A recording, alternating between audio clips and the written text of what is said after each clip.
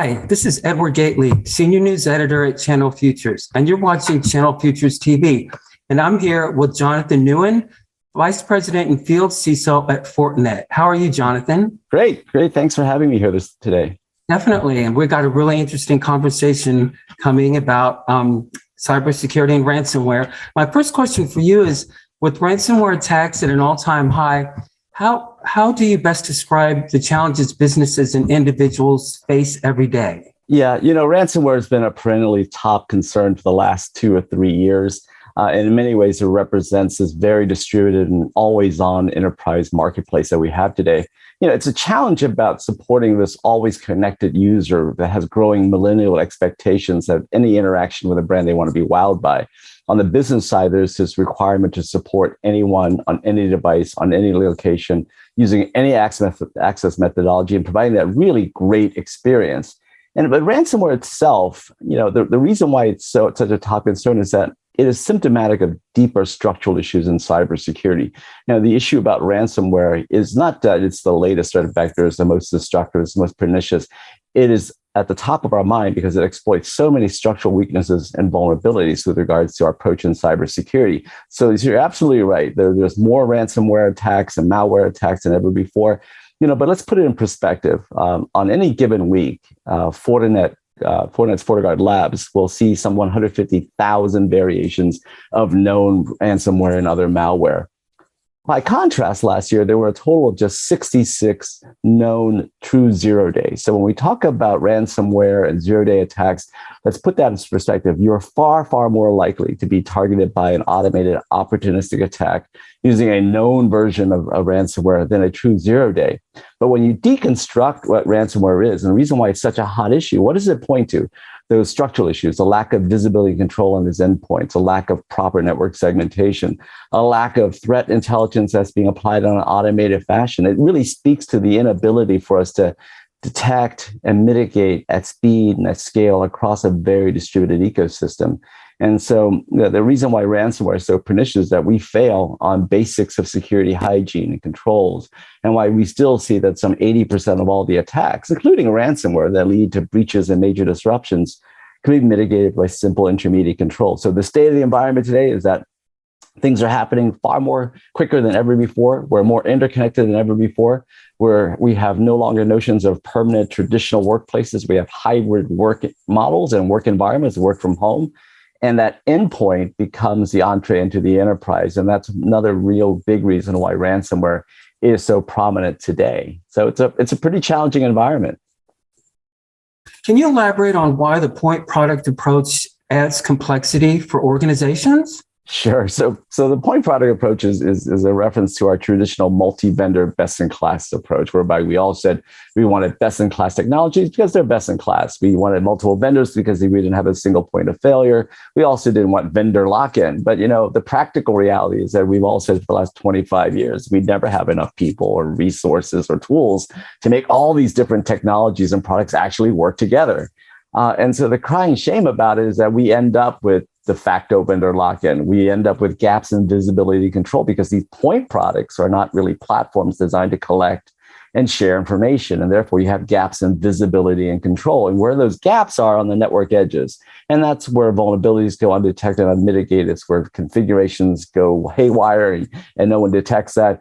It's where anomalous behavior goes undetected and uninvestigated. And in those gaps in visibility where these vulnerabilities dwell and go unpatched is where exploits like malware and ransomware typically are used to attack. And so the reason why point products are no longer effective is that they're not really designed to work at speed and scale to collect, to curate, and analyze data. And what do we see in our environments today? They're broader than ever, right? We have distributed working environments, autonomous manufacturing floors, we have computing and hybrid multi-clouds, and now computing on the edge. And so those traditional point products really can't defend a really highly distributed, really an ecosystem, right? Very complex, highly accelerated ecosystem. And that's why you see those traditional solutions really coming to the limits at this point.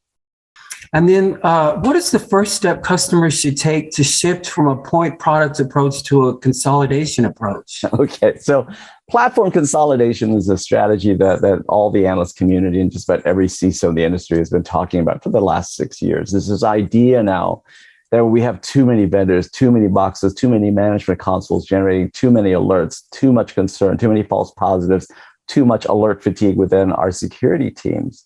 And what we really should do right now is try to reduce complexity, which is probably the first principle in cybersecurity. First, do no harm, but second, wherever possible, reduce the level of complexity, reduce the level of appliances and boxes, platforms, indeed vendors across prevention, detection, and response.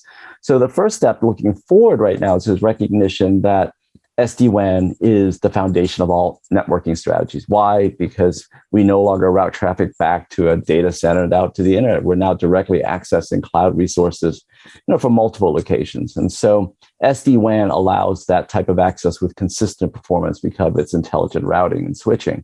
Now, the other element around that, because distributed computing is so pervasive, is the idea that we really need to integrate networking and security, specifically zero trust principles, to ensure that only legitimate users are accessing the applications and resources they need to do their jobs, right? So going forward, as we think about how we consolidate our platforms, let's think about how we do that in a fashion that future-proofs. How do we integrate networking and security? So look for platforms that truly integrate as organically as possible the SD-WAN components, the entire network, next generation firewall stack, and zero trust principles. But those things, keep that in mind.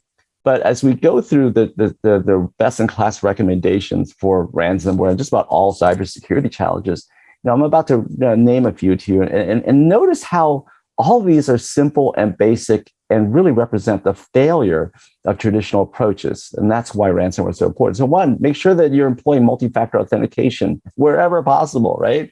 You are really having a very clear focus on elevated access privileges and monitoring changes in access privilege, because that's typically the sign of when something bad is happening, right? Make sure you understand and control network access privileges. Make sure that your software is up to date. Make sure that the vendor supplied default passwords have been changed. Make sure that you're using remote access services, such as zero trust network access and VPN to ensure control of access from remote locations. Make sure you have those strong password policies implemented. Make sure that the cloud services indeed are protected, and that the vulnerability and configuration management is really taken on as a serious and continuous endeavor. And that way, you employ the final things such as endpoint detection and response capabilities that round out those recommendations and best practices. But what you just noted there really was that the practical reality of why ransomware is so pernicious and such a concern today, because it is symptomatic of larger structural issues and mistakes that we consistently have made in cybersecurity. And so I think that until we make those corrections that I just outlined, whether it's ransomware or destructive malware or insider threats, you're going to have these new threat vectors emerge until we fix those structural issues. And then what is the most important takeaway you can offer partners today?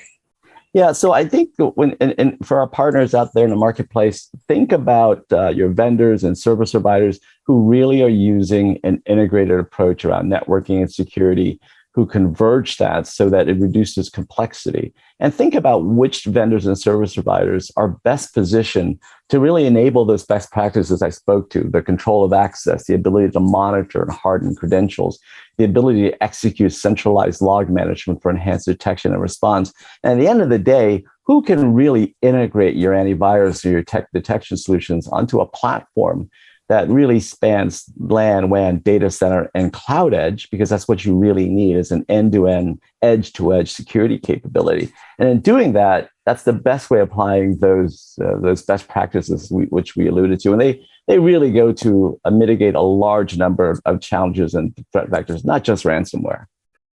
This is Edward Gately, and I've been speaking with Jonathan Nguyen about ransomware and cybersecurity. It's been, thank you for your time, Jonathan. It's great to be here, Ed.